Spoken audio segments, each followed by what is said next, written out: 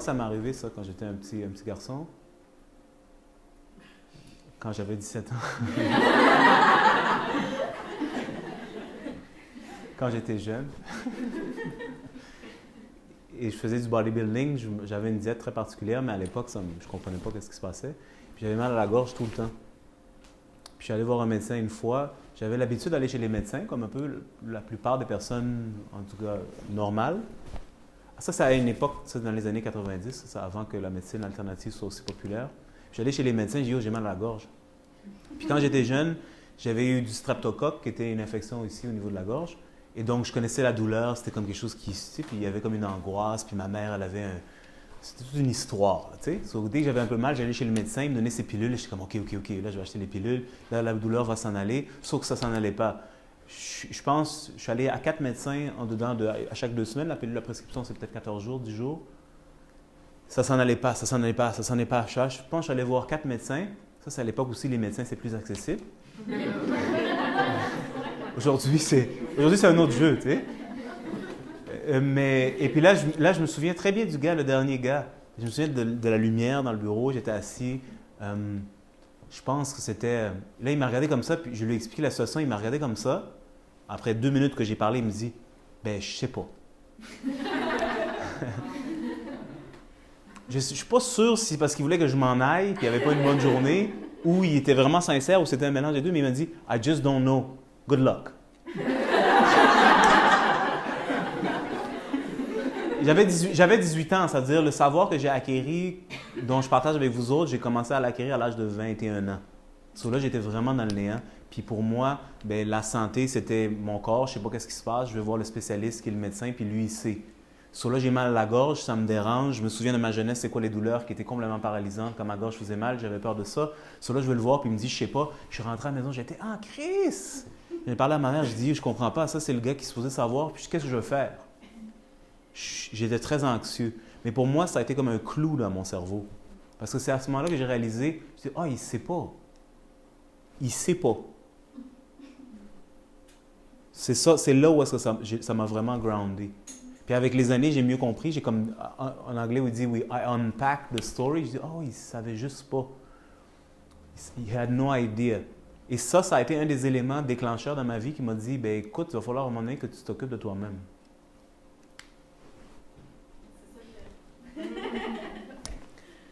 OK, excellent. Est-ce qu'il y a quelqu'un d'autre qui veut ajouter quelque chose? Parce que j'aimerais partir avec s'occuper de soi-même.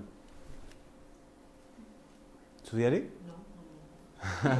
tu me présentes. Tu es le hype woman. Go, Pat. OK. Donc, qu'est-ce que j'avais dit? Qu'est-ce que j'avais dit? Beaucoup de choses. Mais, je sais, mais je voulais qu'elle me le dise. Elle me passe la rondelle. Je vais passer la POC. Qu'est-ce qu'on a dit? Excellent, s'occuper de soi-même. OK, so, ça revient un peu à ce que je disais au début, et je répète ça parce que c'est vraiment un élément clé, puis c'est dur de le faire. It's hard to get it across. So I'm going to say it again. That's why, with different words. Je vais le dire d'une autre façon. Prendre soin de soi-même, c'est l'inconnu. Comme je vous le dis. Et c'est là où est-ce que les gens buggent le plus souvent.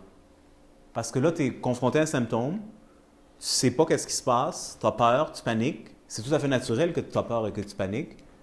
Tu as essayé de les éteindre ou les ménager avec les solutions que tu connaissais. Tu sais, à un moment donné, quand tu prends 4 Tylenol en 1 heure, ça ne marche pas, tu as mal à la tête, tu es pogné. So, tu ne peux plus même prétendre que ce n'est pas là.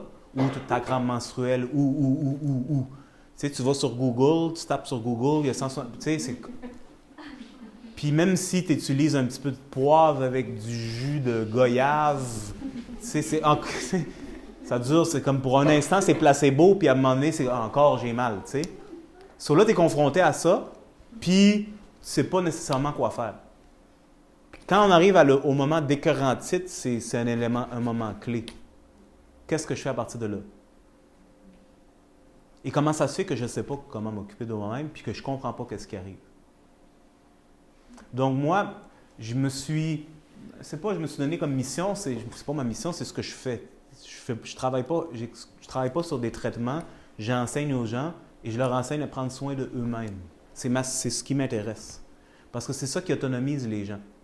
Quand j'étudiais en ostéopathie, j'avais une amie qui était venue, on pratiquait des techniques, là, puis là, elle disait le mot autonomisation. Je disais, c'est quoi ce mot, autonomisation? Ça a comme glissé dans ma tête.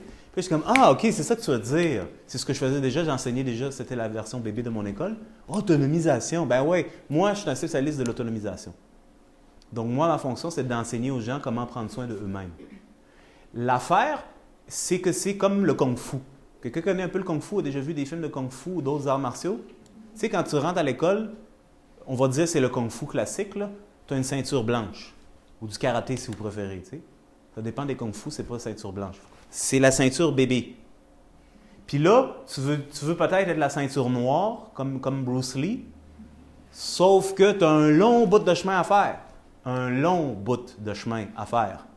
Là, tu es impatiente, puis là, tu t'énerves, puis là, tu lâches. Mais tout ce que tu sais, c'est de donner un petit coup de poing, mais tu ne sais pas l'appliquer dans des différents contextes. C'est très limité, c'est unidimensionnel. L'apprentissage prend des années et des années et des années et des années et des années et des années pour arriver à une place où tu es à l'aise. Puis comme un maître en art martial va dire, quand tu arrives à la soi-disant ceinture noire, c'est-à-dire au sommet, c'est là où est-ce que tu commences vraiment. Dans le sens, c'est là où est-ce que tu as compris les éléments, puis là, tu peux commencer à développer la maîtrise, tu sais danser. Tu n'es plus en train d'apprendre les blocs. Mais il fallait apprendre les blocs. Vous catchez?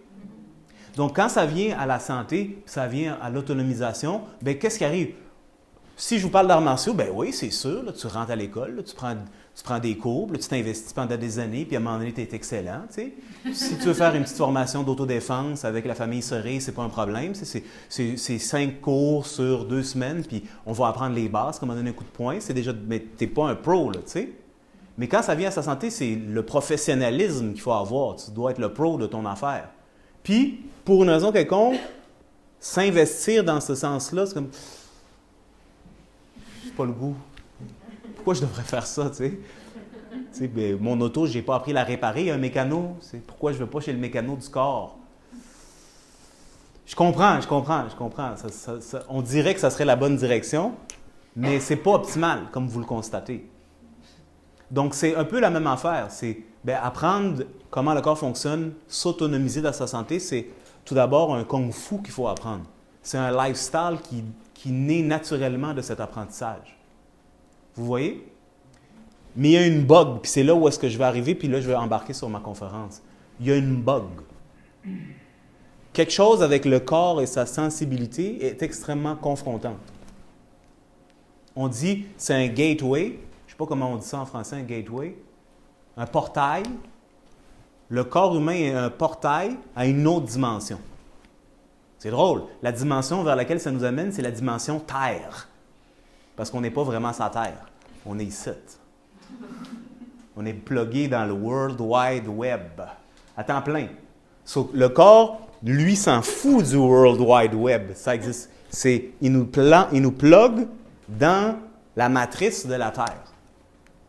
La Terre, ça veut dire la nature. Puis là, je ne parle pas dans un concept ésotérique ou dans un concept vert, green power. Non, c'est très concret. Là, tu sais. Ça nous met en relation avec le mouvement de la Terre. Parce que le corps réagit au mouvement de la Terre. Vous suivez? Ça, c'est très confrontant. Parce que la nature et ce que la société ou une société dit, ce n'est pas nécessairement parallèle. Ce que la société dit, ça peut plaire à l'esprit pour des raisons X, Y, Z. Je ne veux pas parler de ça aujourd'hui. Mais ce que la nature fait, c'est deux choses très distinctes. Puis quand on les superpose, il y a comme très souvent un conflit. Sauf que ce n'est pas parce que ma tête a décidé d'être reprogrammée par ce nouveau code, parce que c'est ça que c'est, right? Quand aujourd'hui, c'est la mode du rose, c'est pas important si j'aime la couleur rose ou je préfère la couleur mauve, c'est qu'à force d'être exposé à cette couleur avec des photos, à un moment donné, c'est comme « Ah, j'aime ça le rose finalement. » Tu sais? C'est cool. Là, tu vois des gars qui portent le hoodie rose. Pourquoi pas? Je suis comme « Moi, je suis d'accord, pourquoi pas? » Mais il y a tout un monde en arrière qui est arrivé à t'influencer, le fashion industry, la propagande, les médias, pour qu'aujourd'hui, ça tende à marcher avec le hoodie rose. Tu penses que tu es indépendant, mais pas vraiment. So, peut-être que c'est beau, c'est pas beau, c'est pas le point, mais en dessous, il y a une autre réalité. Et cette réalité continue à exister même si tu portes un hoodie rose. Tu vois? Donc, il y a comme un conflit. Puis quand tu t'enlèves le hoodie rose, là, puis tu es toute nue, Puis là, tu vois ça, c'est comme... Ça fait peur. C'est intimidant. Ça crée un gros conflit existentiel. Oui?